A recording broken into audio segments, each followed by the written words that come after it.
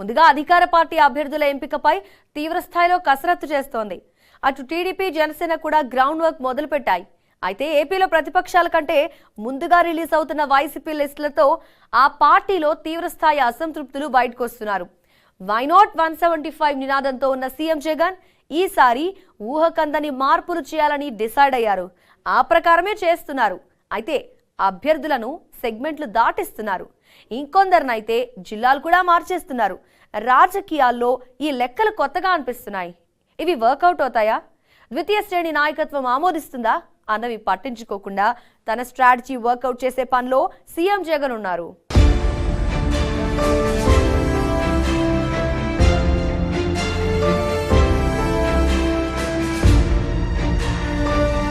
ఇన్ఛార్జీలు సిట్టింగులను మారుస్తూ రెండవ లిస్టు విడుదల చేశారు సీఎం జగన్. నిజానికి వైసీపీ అధినేత జగన్ వేస్తున్న ఎత్తులు ప్రతిపక్షాల్లో కన్ఫ్యూజన్ క్రియేట్ చేస్తున్నాయి. ఏ పార్టీలో అయినా టిక్కెట్ ఆశించే వారికి దక్కకపోతే అసంతృప్తి సహజమే. అయితే వైసీపీలో ఈ పరిస్థితి మరింత ఎక్కువై అసంతృప్తులంతా తమ పార్టీల్లోకి వస్తారని టీడీపీ, జనసేన, బీజేపీ, కాంగ్రెస్ పార్టీలు అనుకుంటున్నాయి. నిజానికి ఓ 10 ఏళ్ల తర్వాత అభ్యర్థులపై వ్యతిరేకత పేరు చెప్పి మార్చితే ఓ అర్థం ఉండేదని, కానీ 5 ఏళ్లకే తీవ్ర వ్యతిరేకత ఏంటన్నది ఇన్ఛార్జి పదవి దక్కని సిట్టింగులు అభిప్రాయపడుతున్నారు. అందులోనూ ఎస్సీ, ఎస్టీ, బీసీ సిట్టింగులకే స్థానచలనం ఎక్కువగా ఉండడంపై మరింతగా మండిపడుతున్న పరిస్థితి.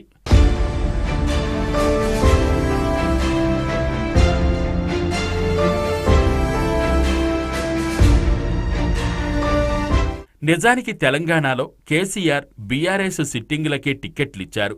అభ్యర్థులపై తీవ్ర వ్యతిరేకత ఉన్నా మార్చలేదు. దీంతో ఓటమి పాలయ్యారు. అభ్యర్థుల్ని మార్చిన చోట బీఆర్ఎస్ గెలిచింది. ఈ ఫార్ములాను జగన్ పట్టుకున్నారు. మార్పు మంచిగే అనుకుంటున్నారు. ఏపీలో ఓటర్లు ప్రతి 5 ఏళ్లకు ఒకరిని మార్చే సాంప్రదాయం ఫాలో అవుతున్నారా అన్నది ఈ ఎన్నికల్లో తేలనుంది. అయితే వరుసగా రెండవసారి అధికారం చేపట్టేందుకు సీఎం జగన్ తీవ్రస్థాయిలో ప్రయత్నాలు చేస్తున్నారు. అందులో భాగమే ఈ మార్పులంటున్నారు. డిసెంబర్ 11న 11 మంది ఇన్ఛార్జీలను ప్రకటించిన వైసీపీ ఇప్పుడు రెండవ విడతలో మరో 24 అసెంబ్లీ, 3 ఎంపీ స్థానాలకు పార్టీ సమన్వయకర్తలను నియమించింది.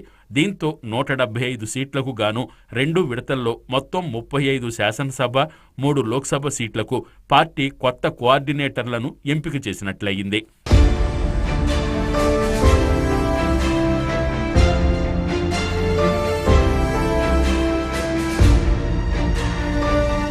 సామాజిక న్యాయం, మహిళలు, యువతకు పెద్దపీట అని వైసీపీ ఎన్ని చెప్తున్నా అసంతృప్తులు ఒక్కొక్కరుగా బయటకొస్తున్నారు. తమకు ఇదేం శిక్ష అనుకుంటున్నారు. తీవ్ర వ్యతిరేకత ఉందని ప్రజలు చెప్పకముందే ఇలా ముద్ర వేయడం ద్వారా జనంలో తీవ్ర వ్యతిరేకత పెంచేలా చేస్తున్నారంటూ మండిపడుతున్నారు. గతంలో అగ్రవర్ణాలకు కేటాయించిన 7 అసెంబ్లీ స్థానాల్లో తాజాగా 5 చోట్ల బీసీలు, 2 చోట్ల మైనారిటీలకు అవకాశమిచ్చారు. 175కు 175 స్థానాల్లోనూ గెలవాలంటే ఇలాంటి తీవ్రస్థాయి మార్పులు తప్పవన్న ఆలోచనతో వైసీపీ అధినేత ఉన్నట్లుగా చెప్తున్నారు.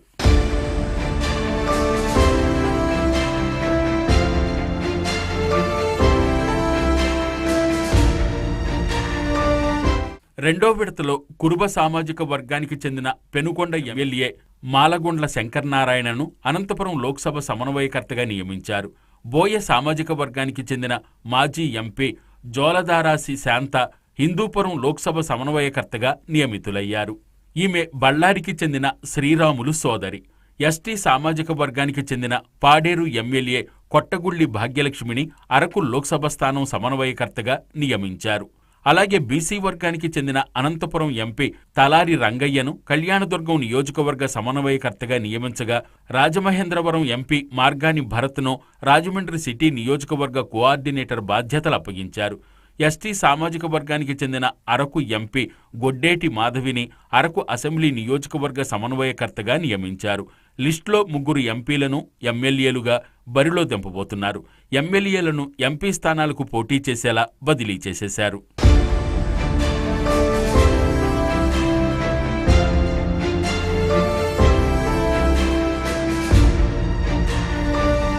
బీసీ సామాజిక వర్గానికి చెందిన మహిళా శిశు సంక్షేమ శాఖ మంత్రి కళ్యాణదుర్గం ఎమ్మెల్యే ఉషశ్రీ చరణ్ను పెనుకొండకు షిఫ్ట్ చేశారు.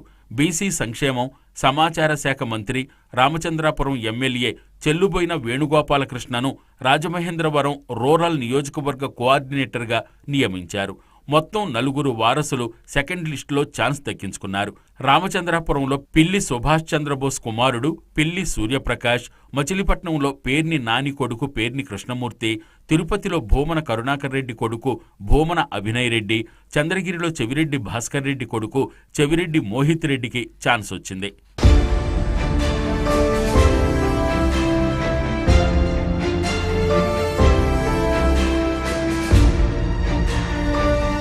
రెండు దఫాలలో ప్రకటించిన 35 శాసనసభ స్థానాల సమన్వయకర్తల లిస్టు సామాజిక న్యాయానికి పెద్దపీట వేసినట్లుగా ఉందని వైసీపీ నేతలు చెబుతున్నారు. 7 సెగ్మెంట్లలో అగ్రకులాల లీడర్లను కాదని మిగతా వారికి అప్పగించారు. మొత్తం లిస్టులో 5 స్థానాల్లో మహిళా నేతలను సమన్వయకర్తలుగా నియమించారు. ఇక 10 స్థానాల్లో యువ నాయకులకు సమన్వయకర్తలుగా ఛాన్స్ ఇచ్చారు జగన్. మొత్తంగా 35 శాసనసభ స్థానాలకు ప్రకటించిన సమన్వయకర్తల్లో ఎస్సీలు 9 మంది, ఎస్టీలు 3, బీసీలు 11 మంది, మైనారిటీలు 3, అగ్రవర్ణాలు 9 మంది చొప్పున ఉన్నారు. సర్వేల ఆధారంగానే ఈ మార్పులు జరుగుతున్నాయని వైసీపీ నేతలు అంటున్నారు.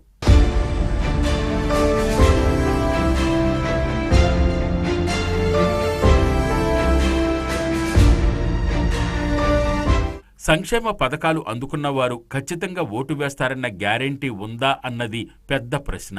ఎవరు వచ్చినా ఇవే పథకాలు ఇస్తారన్న ఆలోచనతో ఉండేవారు ఉంటారు. ప్రజలతో కలవకుండా వారి మనసు గెలిచేలా లేని వారికి టిక్కెట్లిచ్చేది లేదని జగన్ మొదట్నుంచి చెప్తూ వస్తున్నారు. ఇప్పుడు ఎలాంటి వారిని పక్కన పెడుతున్నారు? అయితే ఏ ప్రాతిపదికన ఇలా చేస్తున్నారన్న ప్రశ్నలను టిక్కెట్టు దక్కని వారు ప్రశ్నిస్తున్నారు.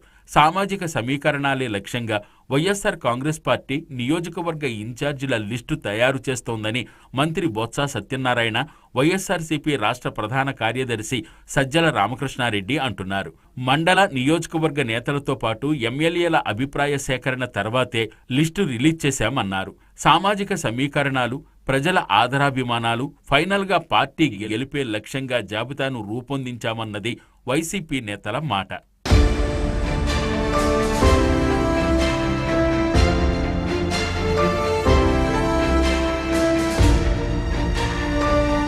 హిందూపురం ఎంపీ గోరంట్ల మాధవ్కు ఈసారి ఛాన్స్ ఇవ్వలేదు.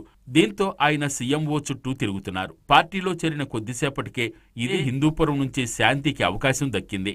అటు వైసీపీలో ఈ ఇన్ఛార్జీల మార్పు వ్యవహారంతో పాటు కాంగ్రెసులో వైఎస్ఆర్టీపీ విలీనం ఖాయమవడంతో షర్మిల ఎఫెక్టు ఏపీలో వైసీపీపై ఎంతలా పడుతుందన్న చర్చ కూడా జోరుగా సాగుతోంది. మొదటి లిస్టులో ఇన్ఛార్జీల ప్రకటనతో వైసీపీలో తీవ్ర గందరగోళం, తీవ్ర అసంతృప్తి జ్వాలలు ఎగిసిపడ్డాయి. కొందరు అసంతృప్తితో ఏకంగా పార్టీకి రాజీనామా కూడా చేసేశారు. పాతవారిని తొలగించి కొత్తవారికి అవకాశం ఇవ్వడం, మొత్తం మీద